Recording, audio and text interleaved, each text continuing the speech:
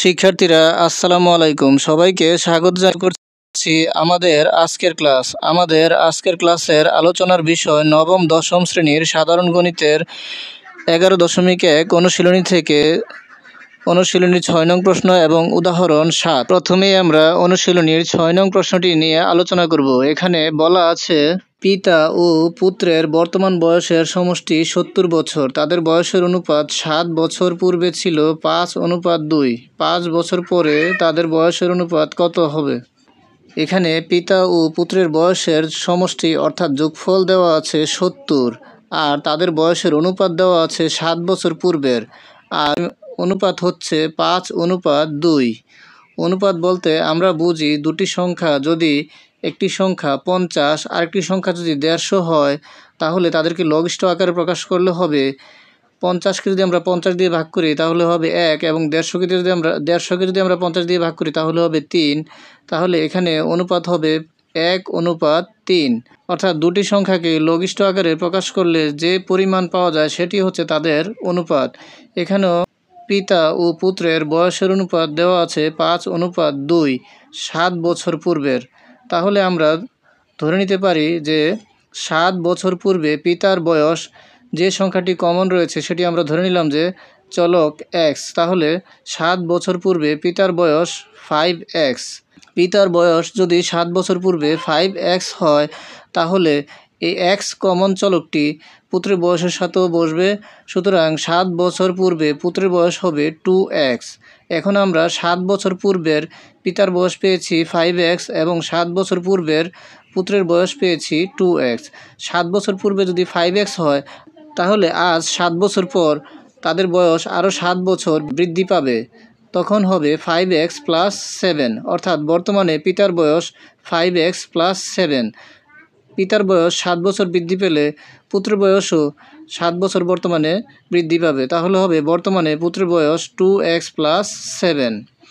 আর এখানে পিতা ও পুত্রের বয়সের সমষ্টি অর্থাৎ যোগফল দেওয়া আছে 70। তাহলে আমরা লিখতে পারি প্রশ্ন মতে 5x + 7 অর্থাৎ পিতার বয়স যোগ 2x + 7 অর্থাৎ পুত্রের বয়স, দুটি যোগ করলে হয় সমান 70। প্রশ্ন মতে 5x + 7 + 2x + 7 সমান 70। এখান থেকে আমরা x এর মান নির্ণয় করার জন্য x সংশ্লিষ্ট মানগুলোকে বাম পক্ষে রাখব এবং বাকিগুলোকে ডান পক্ষে নিয়ে যাব। তাহলে x রয়েছে 5x আর রয়েছে প্লাসের 2x। 5x এবং প্লাসের 2x যোগ করলে হয় 7x। আর সংখ্যা রয়েছে 7 + 7 অর্থাৎ 14, প্লাসের 14। সেই প্লাসের 14 যদি আমরা বাম পক্ষ থেকে ডান পক্ষে নিয়ে যাই তাহলে 70 থেকে বিয়োগ হবে অর্থাৎ মাইনাস হবে। তাহলে হবে 70 - 14। 70 থেকে 14 বিয়োগ করলে হবে 56, অর্থাৎ 7x = 56। 7টি x সমান যদি 56 হয়, এখানে আমাদেরকে একটি x এর মান নির্ণয় করতে হবে। তাহলে আমরা x এর মান নির্ণয় করার জন্য x এর সাথে যে 7 গুণ অবস্থায় রয়েছে সেই 7কে বাম পক্ষ থেকে ডান পক্ষে নিয়ে যাব। আর আমরা যদি বাম পক্ষের গুণ অবস্থার সংখ্যাটিকে ডান পক্ষে নিয়ে যাই তাহলে বাম পক্ষের সংখ্যাটি ডান পক্ষের অংশের সাথে ভাগ অবস্থায় হবে। তাহলে হবে 56 / 7, আর 7 দ্বারা 56কে ভাগ করলে হবে 8। সুতরাং x = 8। সুতরাং 5 বছর পর পিতার বয়স হবে 5 × 8 + 7 + 5 সমান 5 × 8 = 40 + 7 + 5 40 + 7 47 + 5 52 বছর। 5 বছর পর পুত্রের বয়স হবে, যেহেতু ছিল 2x + 7 আর 5 বছর পরের হওয়ার কারণে আরও 5 যোগ হবে, তাহলে 2 × x এর স্থলে 8 + 7 বর্তমান বয়স, তো 8 × 2 = 16 + 7 + 5 16 + 7 + 5 আমরা পাই 28।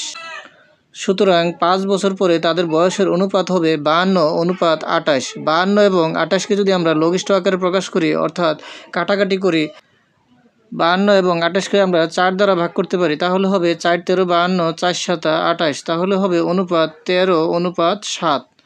সুতরাং 5 বছর পর তাদের বয়সের অনুপাত হবে 13:7। এখন আমরা উদাহরণ 7 এর প্রশ্নটি নিয়ে আলোচনা করব। এখানে বলা আছে a³ + b³ / a - b + c = a × a + b হলে প্রমাণ করো যে এ কমা বি কমা সি ক্রমিক সমানুপাতি। আর এ কমা বি কমা সি ক্রমিক সমানুপাতি বলতে আমরা বুঝি যে এ কমা বি কমা সি ক্রমিক সমানুপাতি মানে এ অনুপাত বি সমান বি অনুপাত সি। আর এ অনুপাত বি অর্থাৎ এ বাই বি সমান বি অনুপাত সি মানে বি বাই সি। তাহলে আমরা এখান থেকে আর গুণ করতে পারি এ এর সাথে সি গুণ এবং বি এর সাথে বি গুণ।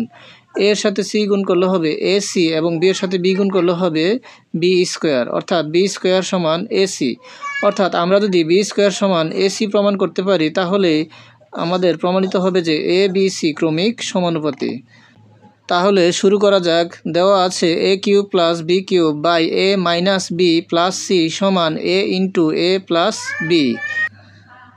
আমরা A cube plus B cube সমান জানি A plus B into A square minus A B plus B square.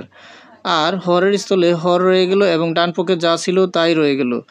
আর এখন আমরা দেখতে পাই যে বাম পক্ষের লবে রয়েছে এ প্লাস বি গুণ অবস্থায় এবং ডান পক্ষের লবেও রয়েছে এ প্লাস বি গুণ অবস্থায়, কারণ ডান পক্ষের যে অংশটি রয়েছে তার নিচে মনে মনে হর 1 রয়েছে। এখন আমরা উভয় পক্ষ থেকেই অর্থাৎ বাম পক্ষ থেকে এবং ডান পক্ষ থেকে এ প্লাস বি যে গুণ অবস্থায় রয়েছে সেটি আমরা কেটে দিতে পারি। তাহলে এ প্লাস বি বাম পক্ষ থেকে কাটা এবং এ প্লাস বি ডান পক্ষ থেকেও কাটা। এই কথাটি আমরা এভাবেও লিখতে পারি যে উভয় পক্ষকে এ প্লাস বি দ্বারা ভাগ করার পর আমরা পাই A square minus A B plus B square by A minus B plus C সমান এ।